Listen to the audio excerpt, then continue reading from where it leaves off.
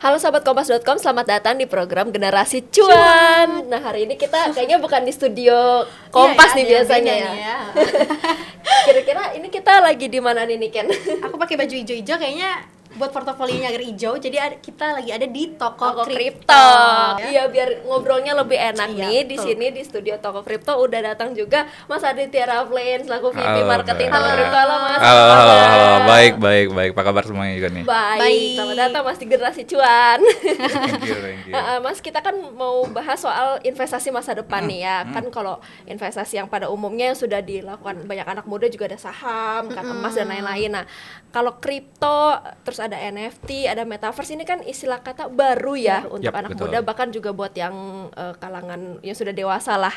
Nah, bisa jabarkan secara simpel kali ya sebenarnya kripto itu seperti apa, NFT itu seperti apa, metaverse itu seperti apa, karena masih banyak yang trust issue nih sama investasi masa depan ini. Oke. Nah, kalau kita ngomongin investasi kripto gitu kan, sebenarnya kan memang ada keterkaitan nih, kripto, NFT, metaverse gitu ya. Nah, mungkin kita mulai dari kripto dulu nih. Iya. Boleh. Nah, kalau investasi kripto itu sebenarnya adalah mungkin kita go to sedikit basic. Kripto itu sendiri adalah aset digital, gitu ya. Nah, kita kan kalau sering tuh dengar istilah asing kan cryptocurrency. Iya. Nah, kalau di Indonesia, cryptocurrency itu tidak diterjemahkan sebagai mata uang kripto. Kalau saya ngomongin mata uang kripto, disentil nih sementara sama Bapak Pepti gitu ya. Nah, terjemahan resminya di Indonesia adalah aset kripto. Kenapa jadi aset? Aset Gitu ya, ya. oke.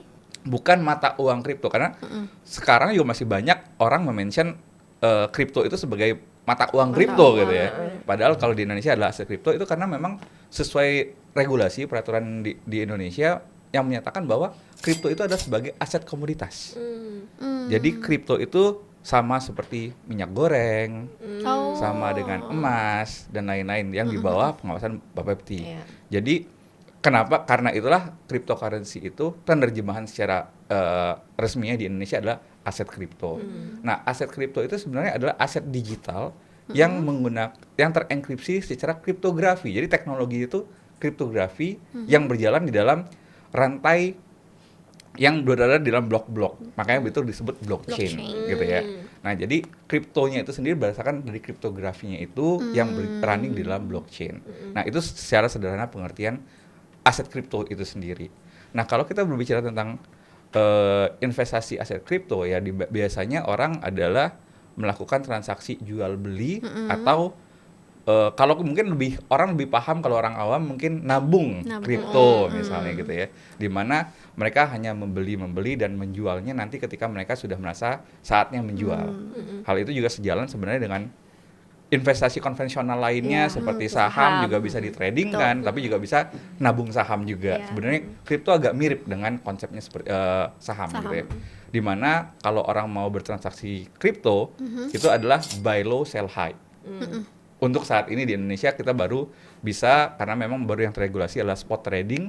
Jadi kita hanya bisa melakukan transaksi beli ketika harga murah, jual ketika harga tinggi. Gitu. Jangan kebalik nih yang pastinya. Karena cukup banyak orang kebalik gitu kan, beli di harga tinggi, jual di harga rendah gitu. Iya. Itu yang bikin orang rugi malahnya. Betul, Siap rugi gitu ya. betul. Nah, kalau NFT sendiri itu bisa dibilang sedikit pengembangan dari kripto itu sendiri, walaupun mereka sudah cukup lama sebenarnya. Jadi walaupun booming-boomingnya, heboh-hebohnya bisa dibilang 2021 kemarin, Iya. di Indonesia hebohnya Januari kemarin. Asal Ghazali itu ya, gitu. yang dapat 1 Ada kita M ya. betul, ada kita Ghazali.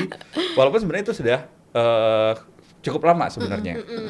Nah, NFT itu non-fungible token, di mana dia sebuah aset digital juga, sama seperti kripto, tapi bedanya kalau kripto itu kan bisa ditukarkan dengan kripto lainnya. Iya. NFT nggak bisa. NFT itu nggak bisa ditukar dengan NFT lain. Dia hanya bisa ditukarkan, ditransaksikan dengan aset kripto lainnya. Nah, jadi kalau misalnya kita berbicara tentang market kripto terbesar di dunia saat ini, transaksinya mostly dilakukan dengan menggunakan aset kripto Ethereum. Ethereum, oke. Betul. Nah, sedangkan metaverse, nah ini udah another layer nih, gitu kan, another layer dari NFT, tapi bisa dibilang masih dalam tahapan awal lah ya. Kita bisa lihat salah satu sosial media terbesar di dunia juga ganti nama gitu ya, ke metaverse gitu, ke meta gitu. Nah, di sini sebenarnya kalau secara simple, kalau yang pernah nonton film uh, real one, di mana seseorang menggunakan alat dan dia masuk ke dalam dunia game. Oh, player one. Player ya. one. Iya. Kemudian atau sebenarnya sesimpelnya kalau teman-teman biasa main game Fortnite dan lain-lain yang membuat avatar masing-masing gitu ya. Kemudian seakan-akan terjun ke dalam dunia gaming, that's metaverse. Nah, jadi sederhananya adalah sebuah dunia digital, sebuah aset 3D di dalam dunia virtual. Nah, walaupun sering kita dengar beli tanah di metaverse dan lain-lain, nah itu biasanya terkait dengan NFT. Jadi orang beli NFT-nya untuk dapetin blok lahan di metaverse-nya, walaupun kembali itu masih dalam tahap pengembangan awal. Tapi kalau ngomongin kripto pasti ngomongin risiko kan ya. Yes. Nah, risiko-risiko apa saja sih Mas yang harus diperhatikan bagi investor pemula seperti aku? Kalau resiko sebenarnya balik lagi ya, kalau kita ngomongin investasi, semua investasi itu ada risiko. Betul banget. Bahkan yang paling aman, kalau kata orang paling aman kan deposito. Iya. Kita ada dalam beberapa waktu terakhir kita sempat dengar kan ada deposito yang nggak bisa dicairkan, Iya. gitu ya. Beku. Iya kan. Jadi Betul. itu bisa dibilang membuktikan bahwa semua investasi itu ada risiko. Pasti. Nah, Benar. tinggal bagaimana kita memanage, mengelola risiko tersebut. Gitu ya. Nah, kita harus pastikan bahwa ketika kita terjun ke dalam investasi, risiko kita itu sudah sesuai. Ya. Jangan sampai kalau kita toleransinya adalah risiko rendah, terjun ke kripto, terjun ke forex misalnya, ya kan? Atau misalnya kita ternyata sebenarnya risiko tinggi, yang kita absorb risiko tinggi, tapi mainnya hanya deposito, mainnya reksadana pasar uang. Gitu ya. Jadi kebalik nih. Nah, sebenarnya kita tinggal pastiin resiko kita seperti apa. Ketika kita tahu, oke, saya bisa menerima resiko tinggi. Resiko tinggi itu seperti apa sih? Iya. Dalam artian gini, kita siap menerima loss yang besar di dalam uang kita. Loss tanda kutip ya. Apalagi khususnya di Indonesia, kripto ada sesuatu hal yang baru. Iya. Dan cukup banyak, nggak hanya di Indonesia tapi sebenarnya di seluruh dunia, orang bergabung kripto itu karena FOMO. Benar. Iya kan? Benar. Nah, makanya akhirnya terjadi yang tadi saya mention di awal, beli tinggi, jual rendah. Iya. Kembali konsepnya ya. Kembali konsepnya. Jadi pada saat masuk harga lagi tinggi-tingginya, kemudian terjadi koreksi, akhirnya masyarakat tidak siap. Benar. Penggunanya, pembelinya, investornya nggak siap dengan koreksi luar biasa. Dan tapi yang pasti juga ketika kita ngomongin investasi, pastikan dana yang kita gunakan adalah uang dari kulkas. Oh bukan, uang dingin maksudnya. Uang dingin ya. Uang dingin. Betul. Nggak punya kulkas soalnya. Anak kos ketahuan. Oke, nah terus tadi kan sedikit ngomongin tentang teknik ya. Kalau di investasi saham kan ada fundamental sama teknik analis ya. Nah Betul. kalau dalam kripto itu gimana nih tekniknya? Nah sebenarnya sangat bisa dibilang sama persis bahkan. Sama ya? Mirip-mirip persis. ya. Betul. Di kripto juga ada namanya technical analysis. Juga ada fundamental analysis. Walaupun mungkin fundamental analisisnya sedikit berbeda dengan saham. Kalau saham kan kalau kita ngomongin fundamental analysis, ini perusahaan siapa? Iya. Ini backupnya siapa? Keuntungannya berapa? Kulik-kulik ya. Kulik, betul. Keuangannya gimana? Keuangannya gimana? Nah, tapi kalau mungkin di kripto agak sedikit berbeda ketika kita ngomongin fundamental, kita harus melakukan research yang lebih mendalam. Nah, di sini makanya kalau kita sering dengar nih, kalau orang udah ngomongin kripto, pasti selalu di-mention bukan financial advisory ya, gitu kan. Terus kalian harus do your own research ya, gitu ya. Karena gini, di kripto itu karena memang dia bersifat decentralized, jadi cukup banyak perusahaan-perusahaannya juga bisa dibilang anonymous. Nah, disinilah yang kita membutuhkan research yang lebih dalam. Fundamentalnya harus kuat. Apa yang harus dilihat ketika kita mau terjun ke dalam investasi kripto? Nah, fundamental ini akan terkait dengan token atau koin apa atau aset kripto apa yang mau kita beli. Nah, sedangkan terus juga kalau kita ngomongin technical analysis, itu biasa ya, bagaimana kita membaca grafik pergerakan harga untuk kita membuat analisa dan mengambil keputusan, harganya mungkin akan naik atau harganya mungkin akan turun. Sehingga mereka akan ambil posisi nih. Saya akan buy di sini, saya akan sell di sini. Ketika kita rencana investasinya jangka panjang, menurut saya kita hanya perlu fundamental analysis. Just choose the right coin, and then udah beli diemin. Tapi ketika kita, rencana investasi kita mau gain height, kita mau trading. Nah, disitulah fundamental dan teknikalnya harus kuat juga. Tadi sempat dibilang juga kalau kita harus pintar-pintar memilih koin yang tepat. Yep. Kalau misalnya kita udah merasa nih, gue udah milih koin yang tepat, tapi kenapa ikut ke crash juga gitu. Nah, kan ada tuh psikologisnya jadi takut, terus jadi nggak bisa tidur. Apalagi kan kalau kripto kan 24 jam kan ya, nggak ada yang jam penutupan, pembukaan. Nah, kalau misalnya menghadapi seperti market crash, crypto crash seperti itu, psikologis apalagi investor yang pemula harus kayak gimana sih menghadapinya? Nah, sebenarnya kita ada prinsip investasi yang paling awam, yang paling sering dibicarakan. Don't put all the egg on this one bucket, ya kan? Nah, dari sisi investasi secara umum, investasinya jangan taruh di satu hal doang. Taruh deposito mungkin, taruh di reksadana, taruh di saham, taruh di kripto. Nah, di kriptonya sendiri kita pecah lagi. Jangan beli di satu koin tok. Gitu kan. Nah, ketika saya pertama kali mulai transaksi beli saham, pada saat itu semua orang bilang, Raf, karena lu belum ngerti, beli blue chip. Standar, gitu kan. Blue chip itu perusahaan besar, kapitalisasi marketnya besar, dan lain-lain. Nah, begitu juga sebenarnya itu bisa diterapkan di kripto.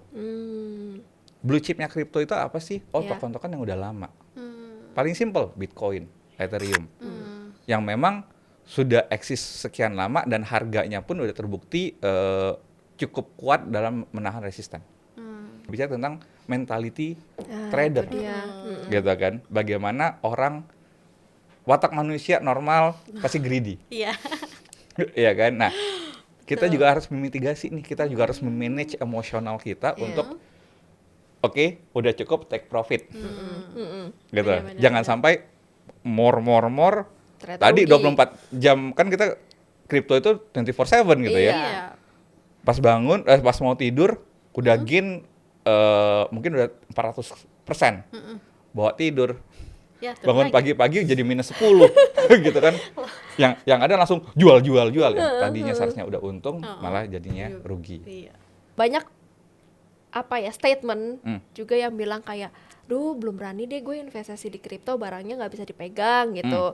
Banyak kan pasti menemukan statement seperti itu. Terus kalau misalnya ada yang bilang, ada lagi yang nimpalin, ya kan ada blockchain, tenang aja. Terus ada lagi yang nimpalin kayak, ya kalau blockchainnya hilang gimana gitu kan. Nah, kalau dari Mas Raflan sendiri gimana nih menanggapi statement-statement yang berkeliaran di luar sana? Sebenarnya kalau kita berbicara tentang sesuatu yang dipegang secara harfiah ya, banyak loh investasi yang nggak bisa dipegang loh sekarang. Emas sudah digital. Saham memang kita pegang lembaran-lembaran kertas kan enggak sekarang kan. Walaupun kita bisa lihat fisik perusahaannya ada gitu ya. Nah, tapi kan memang tidak secara harfiah kita pegang. Apa yang kita beli, lembaran saham yang kita beli itu tidak harfiah kita pegang saham per sahamnya. Bahkan ketika kita berbicara reksadana, sekarang juga semuanya udah digital. Gitu ya. Nah, sebenarnya kalau kita berbicara tentang membuat orang ragu karena memang itu tidak sesuatu yang bisa dipegang, kita mungkin sedikit flashback dengan ketika Bitcoin pertama kali keluar di tahun 2009. Pada saat itu harga Bitcoin di 450 rupiah. Kemudian terjadi bulls market, harga Bitcoin rally. Setiap rally terjadi, semua orang bilang bubble. Bitcoin crash dan lain-lain. Tapi kita bisa lihat sekarang 13 tahun kemudian Bitcoin still around. Tahun lalu bahkan menyentuh all time high di $60,000, 900 juta. Sekarang lagi terkoreksi, yes. Tapi a lot of people still have belief bahwa ini akan up lagi. Bahkan ada yang bilang akan naik ke $100,000 gitu ya. Nah, jadi sebenarnya tinggal memang ada kepercayaan bahwa sekarang juga semakin banyak kripto, aset-aset kripto itu memang dibikin jauh lebih transparan daripada dulu. Tadi saya bilang banyak juga Blockchain. blockchain project itu anonymous. Sekarang Iya. semakin banyak yang open. Kita bisa tahu oh CEO-nya A, Iya, betul. perusahaannya di sini, alamatnya di sini. Oke. Jadi sudah semakin transparan sebenarnya. Kalau kita ngomongin dari sisi blockchain teknologinya, oh kalau blockchainnya hilang, how? Saya rasa nggak akan hilang sih blockchain. Kenapa tuh nggak akan hilang? Dunia akan menuju ke sana. Bayangkan kalau secara sederhana gini, blockchain itu adalah peer-to-peer network. Di seluruh perusahaan, mayoritas biasanya hanya ada 2-3 server.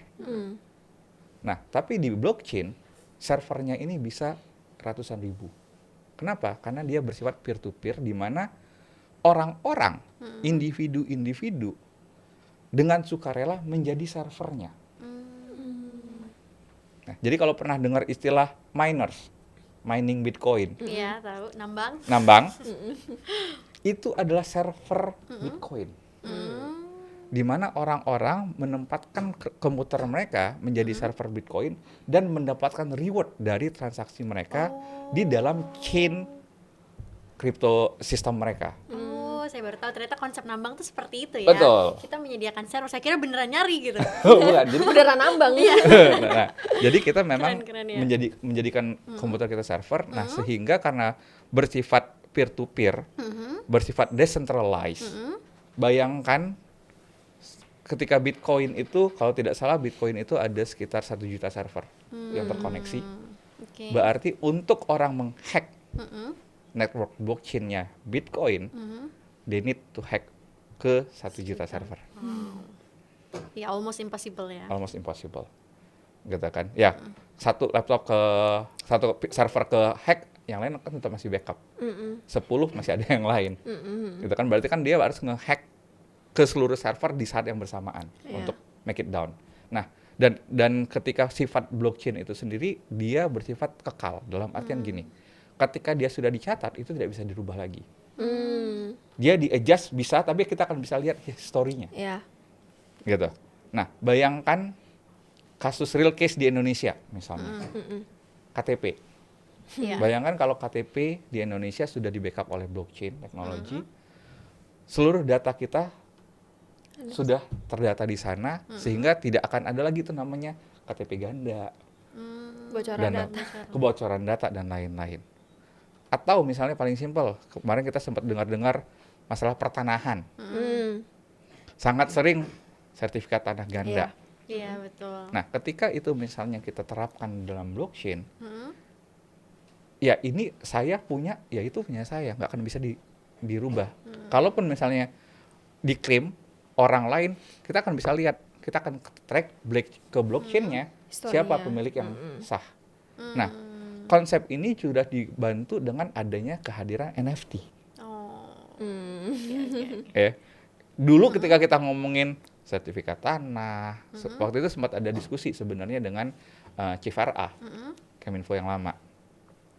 Sempat ada, oh mungkin nanti bisa nih KTP jadi berbasis blockchain, sertifikat tanah berbasis blockchain. Tapi pada saat itu semua orang masih, how ya? Iya.